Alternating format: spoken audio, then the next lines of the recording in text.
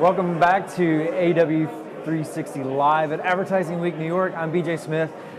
And for those of you who know me, you know that I am a creative person, and I love talking about the technology and the data, but I also really appreciate it when a fellow creative comes to visit us. So I've got Terrence Morash of Shutterstock. Welcome. Thank you. So let's talk a little bit of creative for a little while. I mean, oh boy, where do you start with stock? You know, stock content has blown up over the years, but there's been a lot of change. What's going on at Shutterstock? No, it's actually really interesting, and why I joined the company about a year ago. Everybody knows Shutterstock for their royalty-free images, footage, music clips. But what it's really been at its core is a technology company that's kind of solving the needs of the creative industry. When it started 13 years ago, that's what it needed. We needed royalty-free images that were affordable without the custom shoots. That has changed. I mean, not only is there a lot more content that's being generated out in the world, people with smartphones in their pockets that can take amazing imagery.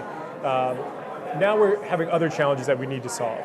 So launching tools such as our Shutterstock editor tool, like a design tool, so that small business owner who used to not have to make designs, make emails, invitations, now can, without having to rely on a designer by using some templates. So it's really interesting to be part of the company as we're kind of evolving in that way. And at the same time, as a creative director, figuring out how we're going to tell our story differently, right? Because you say Shutterstock, and I think everybody in the industry has a certain idea of exactly what Shutterstock represents, and all that is true, but a lot of it is changing.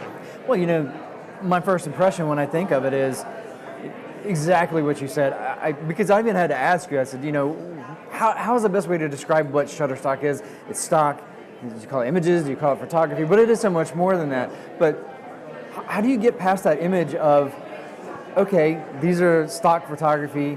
I look back to, gosh, 5-10 years ago, where people were starting to discover these stock images, and nowadays people can spot them just like that. So right. How are you shaking that image? I think there's a few things there, right? So there's also the stereotypes of what stock photography is, and certainly Shutterstock has a lot of that really stocky kind of content. But there's also a lot of really amazing work that's on there, and it's not just the sort of more up-level, higher quality sort of content tiers, such as our offset offering, for example, but really just within the entire collection. Right. I think for us, a big thing is just getting people to understand that Shutterstock is more than just content, and that's where we really need to kind of find better ways to tell stories, to really understand what their needs are, what our customers' needs are, our potential customers' needs are, and be able to kind of weave a narrative that makes sense for them to kind of change their mindset of what Shutterstock represents. So what are you most excited about right now?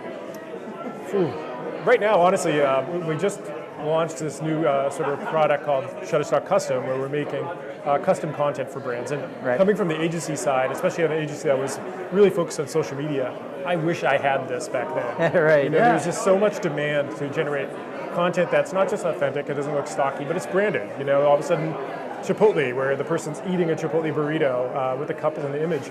If it was a stock image, we'd have to take out all the logos. We don't have to do that with this. So I think that's really exciting to add to the team.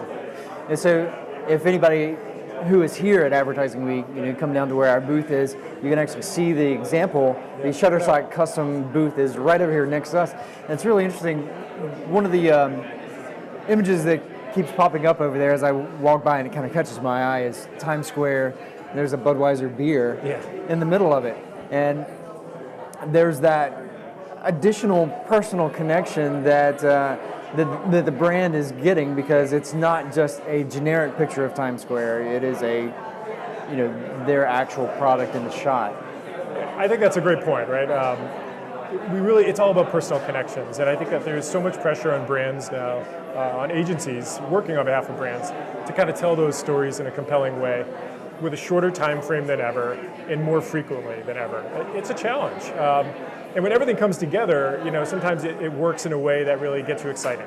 At the end of the day, we love stories, things that are going to touch us emotionally, positive, negative, right? They're just tapping into our fears, our excitement, our stressors. And a good example of that is a recent HP ad. You know, so a few weeks ago, back to school season, I have a 12-year-old. I get served up while I'm at work this HP ad for the HP Sprocket. Now, if you've seen this ad, it's this dad, you know, the kid's getting ready for school. This girl's a tween, just like my daughter, kind of ignoring her dad, you know, not really giving the time of day. But he leaves, like a little message for her inside of her lunchbox to open up later on. He comes home from work, she still ignores him, but then he drops something off in her room and he notices all these little pictures he's given her over the years are underneath her bed. I was a crying fool in the middle of the office, like slacking it to my coworkers, you gotta see this, Of course, nobody else has a tween like I do necessarily on the team, but that's amazing, right? And I'm still talking about it, a few weeks later.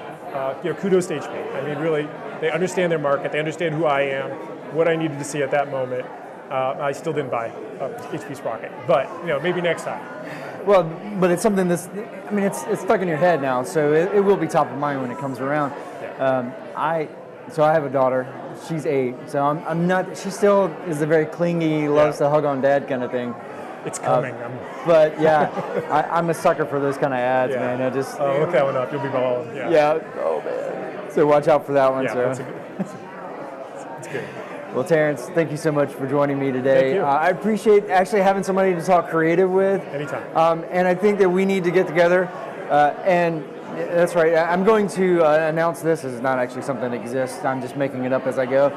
But I think we need to get together, maybe Advertising Week and Shutterstock, and go through New York and then clean up some of the bad logos and fix the creative around here. Let's do it. Yeah, there's a lot, especially around Times Square, people. Exactly. All right. Thanks for hanging out, Thank you Terrence. very I appreciate it. And thank you for joining us at AW360 from Advertising Week New York. We'll be back for more.